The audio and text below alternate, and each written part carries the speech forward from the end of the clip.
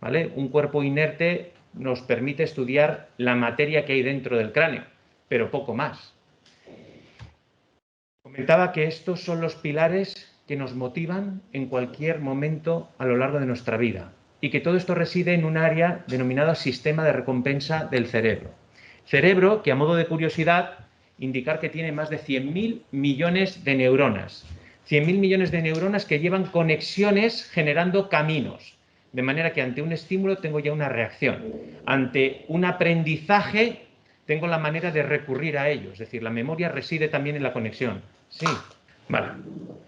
Estos caminos, ¿vale? Estas conexiones sinápticas que se producen entre neuronas, es lo que da respuesta a los estímulos, ¿vale? Es lo que aceptamos también como contenido que vamos memorizando y recurrimos a ello, ¿vale? Gracias a que existen conexiones entre las neuronas que dan sentido a nuestro pensamiento.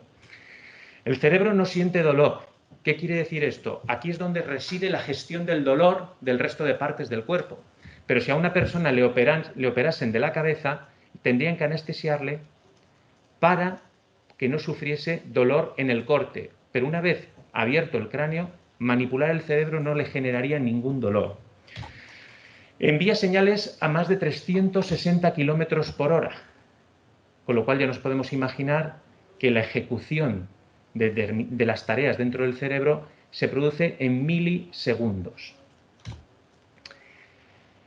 Aunque supone el 2% del peso corporal, entre 1,5 kg y 2 kilos, consume del orden del 20 al 25% de nuestra energía diaria. Es decir, consume una barbaridad de energía. Por eso va a intentar siempre enfocar hacia absorber energía, ingesta de energía o ahorro de energía, lo cual marca nuestras pautas de comportamiento. De ese cerebro, entre el 75 y el 80% es agua. En el cuerpo estamos hablando del orden del 60%, pero sin embargo en el cerebro alcanzamos cifras del 80%. ¿Esto qué significa? Que es imprescindible hidratarse a lo largo del día. Ya no es un tema deportivo, es un tema mental, ¿vale? Es decir, la falta de hidratación en el cerebro nos produce un perjuicio a la hora de poder tomar decisiones e inclusive una pérdida de memoria a corto plazo. De manera que si algún momento nos sentimos de esa manera es realmente que tenemos una falta de hidratación. Es el órgano más graso del cuerpo. Cerca del 60% del cerebro es grasa y requiere de ingesta de grasas para alimentarse, pero no de cualquier tipo de grasa. Bueno, a ver si salimos aquí ahora y nos vamos a comprar bacon, ¿no? ¿Qué tipo de grasa? Grasa basada principalmente en omega 3, ¿vale? Y eso lo encontramos en las nueces o lo encontramos, por ejemplo, en el salmón, ¿vale? Es decir, es una dieta interesante para el cerebro. Las tareas de una en una. ¿Qué quiere decir con esto? Que el cerebro solo puede poner atención a una tarea a la vez. Si nos creemos multitarea, no es verdad. Solamente estamos destinando partes de nuestra atención a la ejecución de diferentes tareas, lo cual en ocasiones nos sale bien y en ocasiones no nos sale bien. No le gustan las dietas. No es realmente que no le gusten las dietas desde la perspectiva de no me gusta que te pongas a dieta solo de verdura, sino que el cerebro necesita alimentarse y cuando por algún motivo nos falta alimentación, tiende a destruirse a sí mismo, es decir, consume parte de las células del propio cerebro. El alcohol no mata las neuronas. Ánimo, ¿vale? Hoy es jueves. El alcohol no mata las neuronas, pero sí las incapacita. ¿Por qué? Pues porque el alcohol lo que hace es deteriorar las conexiones entre las neuronas. Con lo cual, si no existe conexión, no existe camino. Y es como realmente inutilizar las propias neuronas. Se activa al dormir. De hecho, tiene más actividad durmiendo que durante el día, pero es otro tipo de actividad. La edad hace que se pierdan las conexiones, que sean más frágiles. Por eso, conforme vamos avanzando en edad, nos cuesta aprender más. Nos cuesta más el aprendizaje. Y de hecho, nos toca reforzar las conexiones para no perder parte de la memoria. A mayor coeficiente intelectual, más se sueña. Esto está demostrado, pero todavía no se conoce el motivo. A mayor coeficiente intelectual, más se sueña. Y hay alguien que por aquí que está pensando, "Buah, pues yo he pasado el día entero soñando, ¿vale? Incluso despierto. Imagínate qué coeficiente tendré, ¿no? Sí que existen diferencias por género. Se hizo un estudio en una universidad de Países Bajos en el cual se determinó que el cerebro del hombre puede alcanzar hasta un 14% más de peso que el de la mujer. Pero el cerebro de la mujer gestiona determinadas funciones de manera más rápida, ¿vale? Esa es la principal diferencia. El estrés reduce ligeramente el tamaño del cerebro. Por eso el estrés no es amigo del cerebro. No significa que no hay que tener estrés. Como veremos más adelante, hay que saber gestionarlo. Y finalmente, reír ayuda a pensar, ¿vale? ¿Por qué? Pues porque nos relaja y nos permite inclusive potenciar la parte más creativa. Si esta universidad tuviese una facultad de medicina, seguramente estaría lo más alejado de la facultad de economía. Y eso suele pasar en las universidades que sí poseen estas dos facultades. ¿Por qué? Porque se piensa que no existe relación entre estas disciplinas. Sin embargo, los procesos cerebrales que ocurren en el comportamiento del consumidor son clave a la hora de determinar su comportamiento de consumo. Es decir, es una realidad que estas dos facultades deberían de estar unidas, porque una suministraría toda la información que necesita la otra. Nosotros, desde hace más de 6 años, intentamos que en esta universidad esto se produzca.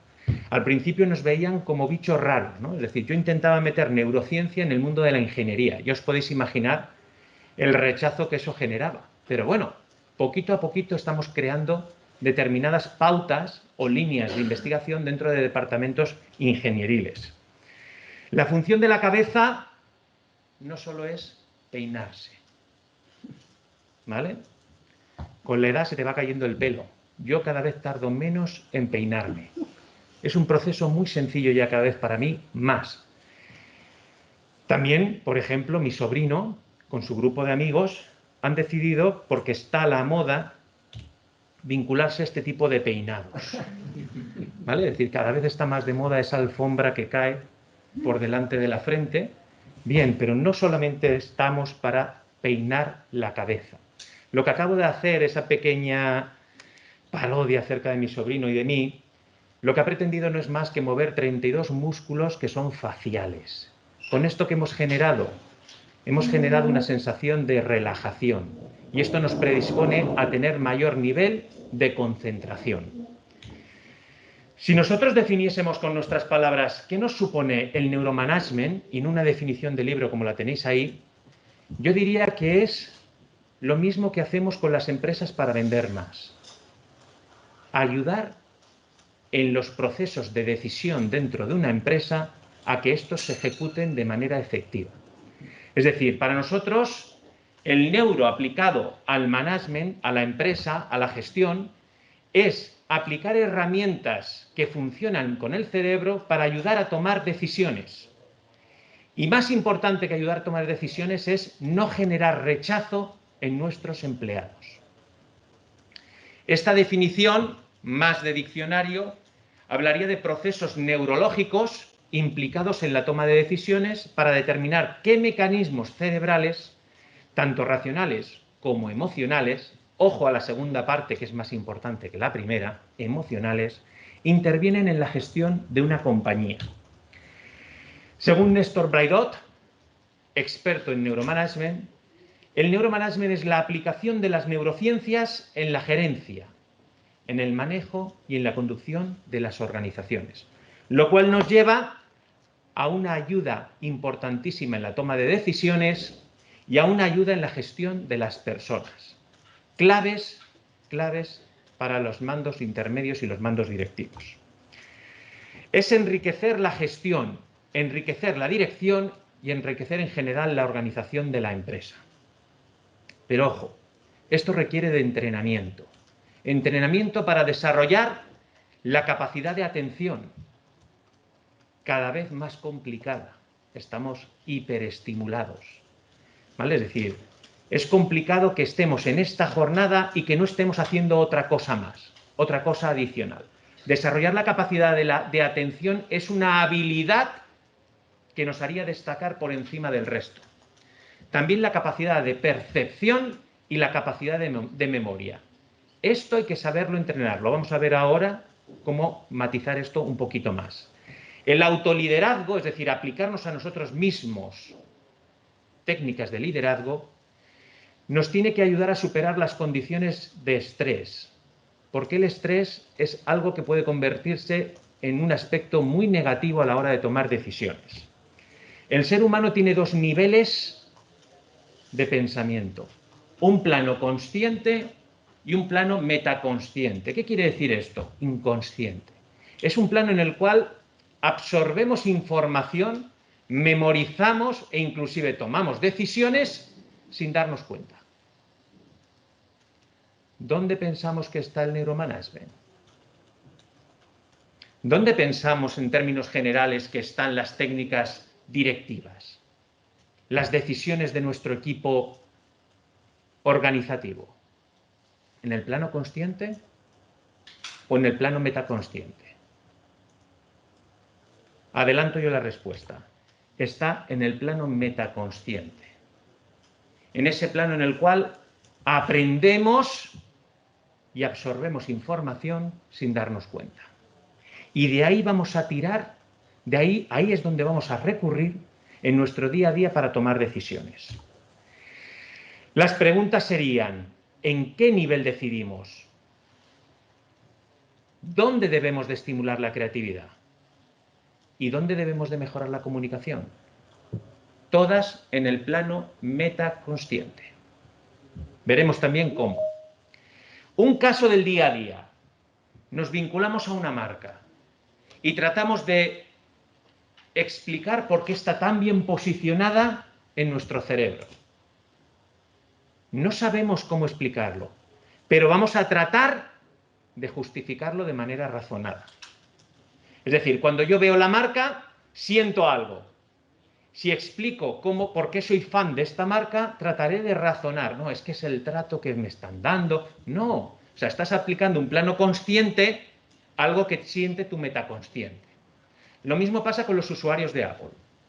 ¿Vale? Es decir, da igual el dispositivo que saque la marca, lo quieren. Y donde ven la marca, se vienen arriba. Cuando tú les preguntas por qué, ellos te dicen, no, es que el ordenador no se cuelga, es que todo funciona, todo está en su sitio. Pues bueno, si fuese por eso, no serías tan fan. ¿De acuerdo? Decisiones, conducta y comportamiento se llevan por debajo del plano de la consciencia, ¿vale? Se llevan a cabo por debajo del plano de la consciencia, al igual que los conocimientos que tenemos, e inclusive el cómo saber utilizarlos. Un estudio que se realizó en las principales compañías de Latinoamérica dio como resultado, cuando se le encuestaba a los mandos intermedios y a los mandos directivos, que el 70% de las decisiones que toman en su día a día no las pueden explicar. Son corazonadas. Son instintivas. Les sale de dentro. Les salen de dentro. Existe un timing decisional.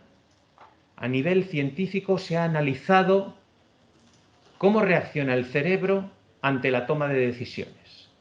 Y resulta que nuestro cerebro toma 10 segundos antes la decisión de ser conscientes de que hay que tomar una decisión ante un estímulo. 10 segundos antes. John Haynes, director de un instituto neurocientífico, desarrolla este estudio con personas a las cuales les pide que pulsen un botón. Tienen dos opciones, dos botones. No hay una diferencia de color entre los botones. Tampoco el pulsar el botón está vinculado a algo. Es decir, el botón derecho representa esta figura o este dibujo, el botón... No. Simplemente les ponen dos botones y les preguntan. Perdón, no les preguntan, perdón. Les dicen, pulsa uno. Registran 10 segundos antes de que el usuario piense en cuál va a pulsar, que ya ha decidido cuál va a pulsar y no es consciente todavía de que lo va a pulsar. Vamos a escucharlo. Te contaré un experimento. ¿Sí? Realizamos un experimento con un escáner cerebral en el que las personas debían tomar decisiones muy sencillas. Podían decidir si pulsaban un botón a la izquierda u otro a la derecha. En este caso sientes que eres totalmente libre de elegir de hacer una cosa u otra. No hay nada que te obligue a elegir una opción o la otra. Registramos la actividad cerebral de las personas y descubrimos que podíamos predecir su decisión. Si iban a pulsar el botón de la izquierda o de la derecha 7 segundos antes de que lo hubieran tomado. No 7 segundos antes de que pulsaran el botón, sino 7 segundos antes, incluso de que pensaran que habían decidido cuál iban a escoger. Se concluye que las decisiones humanas pocas veces son conscientes, aunque lo parezcan. Y van más allá. Sobre todo, no son racionales, aunque también lo parezcan. Luego estamos hablando de que en una empresa, en una corporación, las decisiones que se toman ni son conscientes ni son razonadas. Surgen del metaconsciente. Y el metaconsciente tiene un vínculo emocional tremendo. Las decisiones son memorias estimuladas.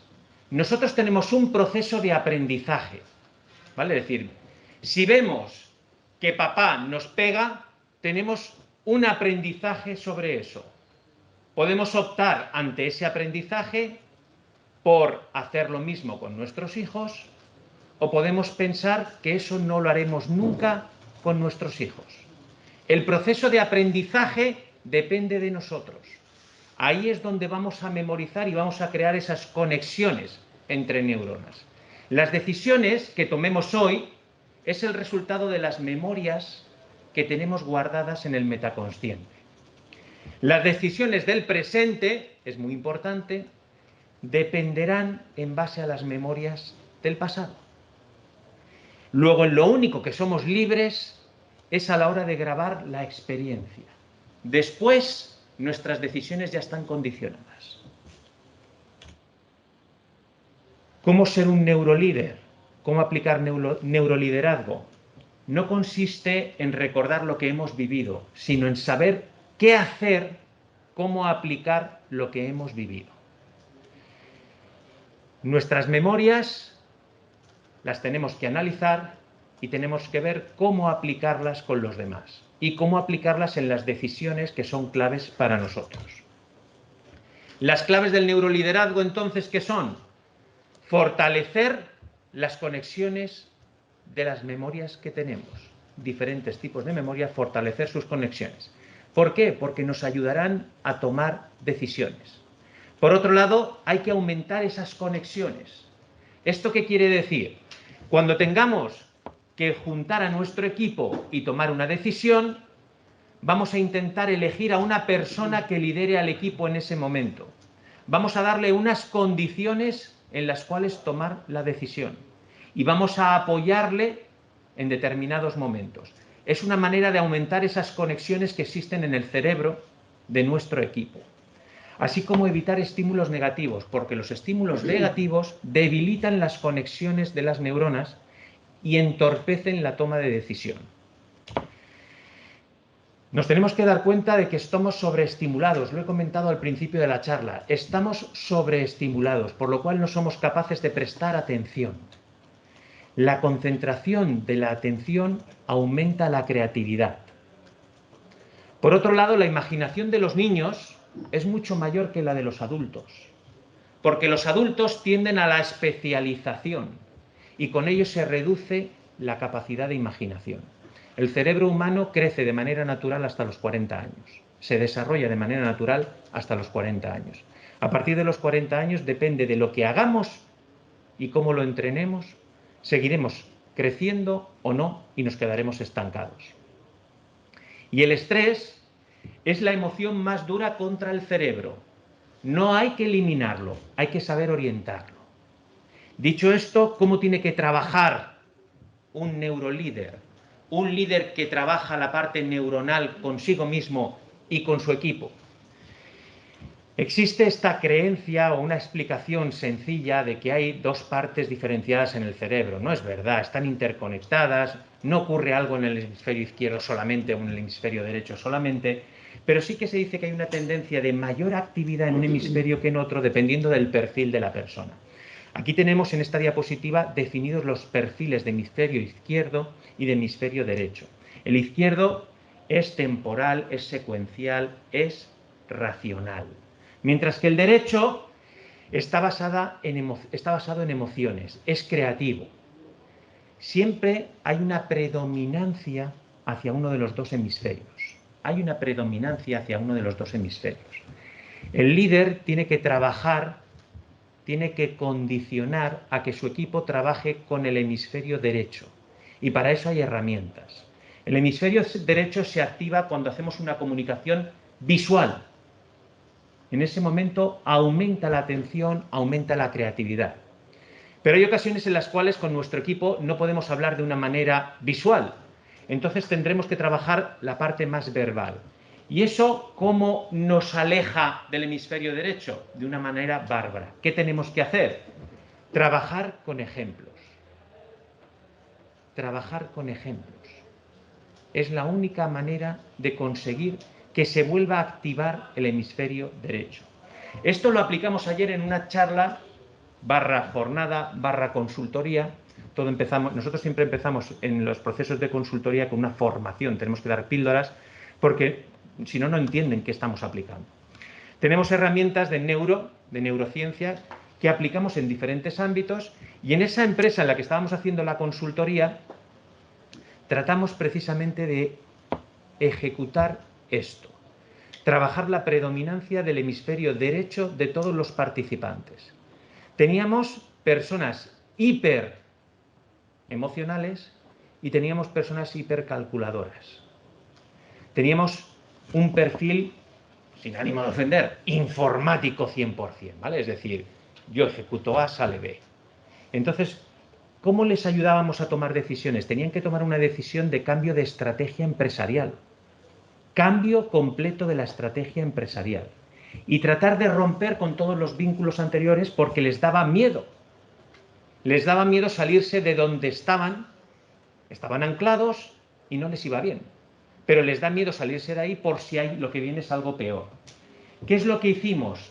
Trabajar con diferentes herramientas de neurociencia para que ellos sintiesen pasión por lo que estaban trabajando. De esa manera, ellos consideraban propia la solución. Cuando tú te vinculas emocionalmente, a una idea, se convierte en una creencia. Veamos los usuarios o los fans de Apple, ¿no? Es decir, acabas creyendo en lo mismo que te están planteando. De esa manera, lo que hicimos fue trabajar la parte derecha de su hemisferio, la parte más creativa de su hemisferio, para que ellos mismos estuviesen proponiendo cosas que iban guiadas por nosotros. Pero lo sentían desde el corazón, con lo cual ellos pensaban que eran los que habían tomado la decisión. Pero es que además la habían tomado ellos. Nosotros solamente les íbamos orientando. Al finalizar, estaban motivados por una decisión que nacía de ellos, pero que corregía completamente la estrategia del grupo y la estrategia de la empresa. Por ello, y para finalizar esta exposición, el neuroliderazgo nos dice que tenemos que trabajar y tenemos que enseñar hacia el hemisferio derecho del cerebro. ¿Qué vamos a conseguir con esto? Ser menos cuestionados. Es decir, reducimos el rechazo al cambio.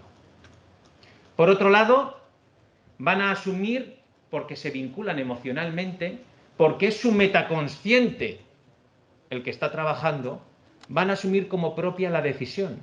Luego no es algo que va a decidir el líder o que va a imponer el líder, sino que van a asumir como que ellos forman parte de esa decisión y de esa propuesta.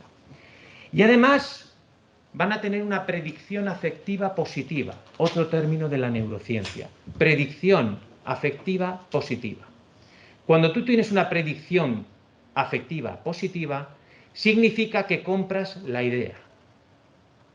Es decir, tú proyectas que va a salir todo muy bien. Con lo cual, es el equipo el que ha planteado la estrategia, el que ha tomado la decisión, el que la hace propia y además tienen una proyección de que todo va a salir bien.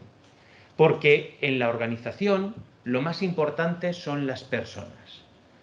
Imaginación más percepción ayudan al proceso decisional. Estas son las claves del neuromanagement. Muchísimas gracias.